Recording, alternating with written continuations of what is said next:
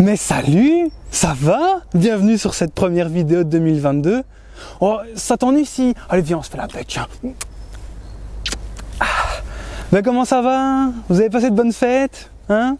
On se retrouve sur cette première vidéo, une vidéo de test.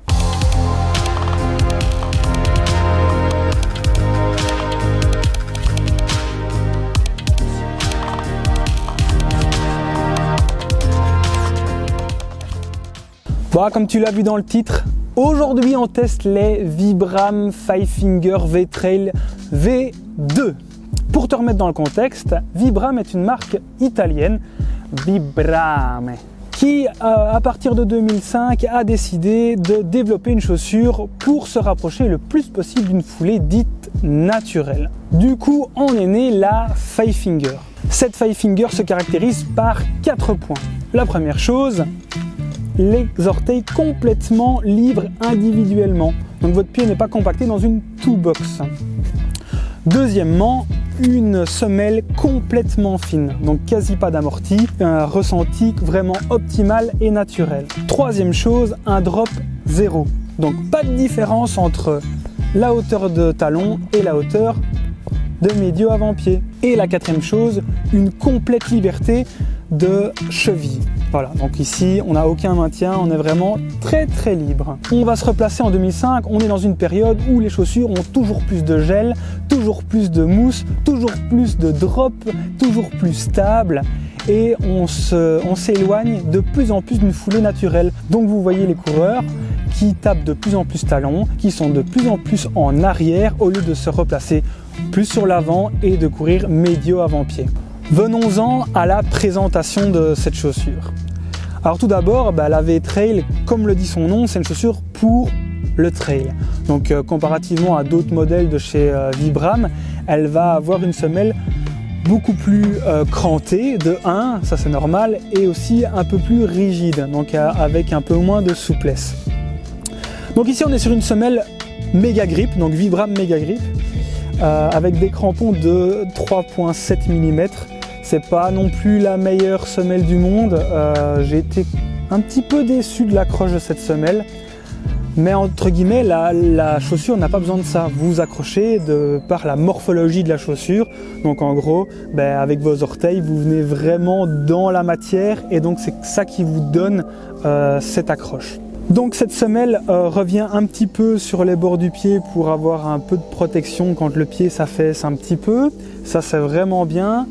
Pas de pare-pierre sur cette chaussure, donc vous voyez on n'a pas spécialement plus de matière sur l'avant-pied. Par contre la semelle recrolle un petit peu sur chaque orteil, ce qui vous confère un petit peu de protection. Voilà, donc c'est vraiment pas mal. Selon moi on n'a pas spécialement besoin d'un pare-pierre parce que vous faites tellement attention à comment vous posez votre pied que c'est pas nécessaire. Donc cette semelle qui revient un petit peu sur les orteils est amplement suffisante. À niveau mèche, on est sur un mèche qui est quand même un peu plus épais que par exemple une V-Run qui est vraiment une chaussure typée route. Voilà. Pour ceux qui ont déjà vu la V-Run, la mèche est très fin, il est micro perforé. Ici on est quand même sur un mèche un peu plus solide, heureusement, un peu plus épais, pas spécialement hyper respirant. Du coup, niveau lassage, on a un lassage un peu genre quick lace, c'est sympa, c'est vraiment chouette comme lacet. Il fait le taf, franchement, il est hyper solide, il n'est pas aussi facile à fermer qu'un quick lace de chez Salomon, mais franchement, il fait le taf.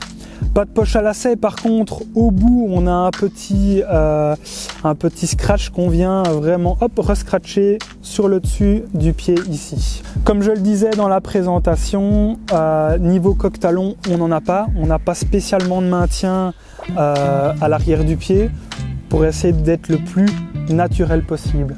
Là, rentrons un peu dans les spécificités techniques, le truc un petit peu chiant. Donc, drop de 0. On a un poids de 183 grammes en 43. Alors, c'est bizarre parce que y a pas d'artifice, il n'y a pas de VA, il n'y a pas de mousse, il n'y a rien du tout. C'est une chaussure qui est vraiment hyper légère et pourtant, c'est pas les plus légères. Les pulsars de chez Salomon sont à 170 grammes. Les Arc'teryx Norvan SL2 sont aussi à 170 grammes. Voilà, ça n'en reste néanmoins pas une chaussure ultra légère quand on regarde les autres chaussures du marché, hein. Petite spécificité du coup, c'est que comme on n'a pas une toolbox pleine, on ne peut pas mettre n'importe quoi comme chaussettes. Donc du coup, moi j'avais des Inji, donc des chaussettes à orteils comme ça. Ici c'est le modèle Trail qui monte un petit peu plus sur la malléole pour avoir un peu plus de protection. Elles sont un peu plus épaisses, donc en gros ça donne un petit peu plus de protection médio avant-pied, c'est pas plus mal. Elles restent très confortables. Niveau test sur le terrain, alors ces chaussures là ça fait 1 an que je les ai. Moi j'aime pas spécialement te sortir un test une semaine après la sortie de la chaussure, parce qu'en une semaine t'as pas le temps de voir les défauts de la chaussure. Elles peuvent te paraître stratosphériquement bien la première semaine, et puis au bout de 2-3 mois tu te dis purée, ça je l'aurais pas pensé comme ça, il manque ça, ou ça j'aime pas du tout. Voilà, donc 1 an ça me paraît pas mal pour te sortir un test, surtout d'une chaussure comme ça où en fait il n'y a pas de saison sur ces chaussures là, dans le sens où tu vas pas avoir la V-Trail 3 l'année prochaine, la V-Trail 4 dans 2 ans. La V-Trail 2 c'est déjà un modèle qui existe depuis quelques années, dans cette couleur là c'est la même chaque saison, donc si tu regardes cette vidéo ici en 2022, si ça tombe en 2024, elles seront toujours en vente par exemple. Du coup sur le terrain, c'est une chaussure très très chouette. Donc très légère, très dynamique. Franchement c'est hyper chouette de courir avec. On ressent vraiment bien le sol. Donc effectivement tu as un petit peu plus de matière ici au niveau du médio avant-pied, mais ça reste une chaussure vraiment très minimaliste. Donc si tu marches sur un caillou, si tu marches sur une branche, il vient rencontrer ton pied, tu le sens super bien. Mais c'est vraiment bien parce que tu ressens vraiment chaque foulée, tu es vraiment conscient de tout ce que tu fais sur le sol. C'est vraiment très chouette. Niveau stabilité, autant te dire qu'il n'y en a aucune, donc tu as vraiment intérêt à faire attention à comment tu poses le pied, mais ça reste une chaussure vraiment très chouette à courir. Moi je la prenais spécialement pour les entraînements sur de très courtes distances. Je pense que ma plus longue distance c'est 15 km et il m'a fallu 1 an pour pouvoir arriver à cette distance là. Je trouve cette chaussure très intéressante parce que en soi tu es obligé d'être attentif à tout. Comment tu poses ton pied, ta fréquence de pas, des choses comme ça, c'est vraiment hyper intéressant. Tu dois le prendre plus comme un complément d'entraînement. Donc moi je faisais mes séances de descente avec, parce que tu es très conscient de comment tu poses ton pied. Tu es obligé d'être fort sur l'avant-pied, faire attention à ta proprioception, faire attention à où tu poses ton pied pour pas poser sur une pierre qui pourrait dérouler, des choses comme ça. Donc ça a un très bon avantage.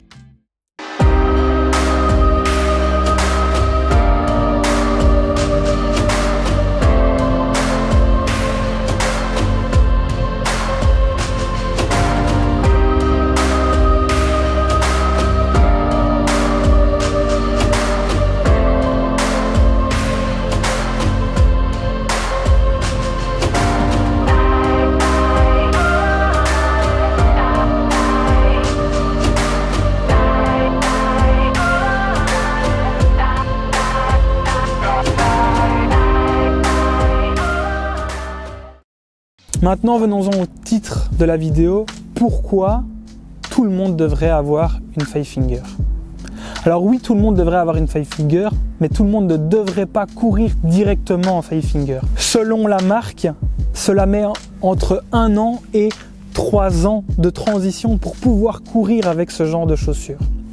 Par exemple, quelqu'un qui a l'habitude de courir avec une Mizuno Wave Mood Jean avec un drop de 12, une stabilité stratosphérique, ne va pas commencer à courir 20-30 bornes avec ce genre de chaussures-là. C'est théoriquement impossible. Par contre, quelqu'un qui va courir généralement avec par exemple une Innovate X Talon avec des très petits drops, va avoir beaucoup plus facile à passer sur ce genre de modèle. C'est mon cas, je cours avec des chaussures de base avec des drops assez faibles, mais néanmoins, j'ai porté cette chaussure au quotidien pendant 3 mois. Donc pendant 3 mois, je suis allé au magasin travailler, j'étais debout pendant 3 mois avec. Il m'a fallu un petit peu de temps pour m'habituer parce qu'il n'y a pas d'amorti. Donc au bout de la journée, ton talon, voilà, c'est vraiment douloureux.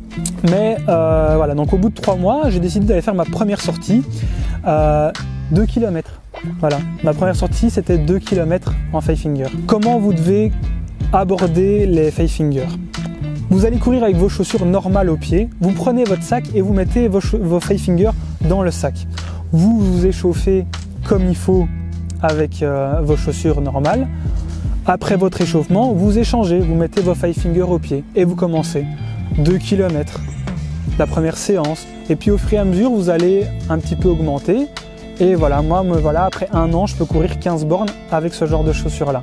Ça reste quand même assez physique, hein. Donc par exemple, quand tu commences à courir avec ce genre de chaussures-là, si tu n'as pas l'habitude de courir avec des drops très très bas, niveau chaîne postérieure, donc solaire, ischio, grand fessier, ça tire un petit peu quand même. Voilà. Mais c'est tout un réapprentissage. Normalement, le corps humain à la base n'est pas fait pour taper du talon. Donc le but est vraiment d'y aller piano. Je ne saurais te dire que ça. Prends le temps parce que c'est vraiment une chouette aventure, mais ça peut vite devenir un calvaire si tu te dis c'est bon, hey, moi j'ai des mollets en béton, je vais aller courir 10 bornes. Alors peut-être que sur le moment ça va aller, mais le lendemain... Bon, en conclusion, tu as compris, hein, j'ai adoré ces chaussures-là. Je continue à courir avec en entraînement pour travailler des choses très spécifiques ou quand j'ai vraiment envie d'être proche du sol, proche de la nature. C'est vraiment des très chouettes chaussures. Elles m'ont franchement aidé dans tout ce qui est préparation parce que ça travaille énormément ta proprioception. Tu vois vraiment ton travail de technique de pose de pied et de foulée autrement. Voilà, tu es beaucoup plus en avant, beaucoup plus sur la pose médio avant-pied, donc tu tapes plus du tout du talon, tu vas moins chercher loin avec ta foulée devant. Deuxième chose aussi qui peuvent t'aider, c'est tu vas sur Spotify par exemple, tu tapes métronome, voilà, tu te mets les écouteurs dans les oreilles et tu essayes de te mettre à une cadence entre 170 et 180 et tu essayes de suivre le nombre de pas avec ça et tu vas voir intrinsèquement, tu vas courir un peu plus sur l'avant-pied, ça peut franchement t'aider pour démarrer avec ces chaussures-là. Bah voilà, première vidéo de 2022, j'espère qu'elle t'a plu, hein. C'est, j'espère, la première d'une longue série. J'espère avoir un peu plus le temps pour pouvoir en tourner. Si tu as aimé cette vidéo, n'hésite pas à mettre un petit pouce bleu, me dire ce que tu penses de ces chaussures-là en commentaire. Si tu as des questions, mets-le aussi, je me ferai un plaisir de te répondre. Si ce n'est pas encore fait, t'appuies sur le petit bouton s'abonner et la petite cloche, comme ça tu seras averti à chaque fois que je sors une petite vidéo. Et en attendant, je te dis à plus sur les sentiers!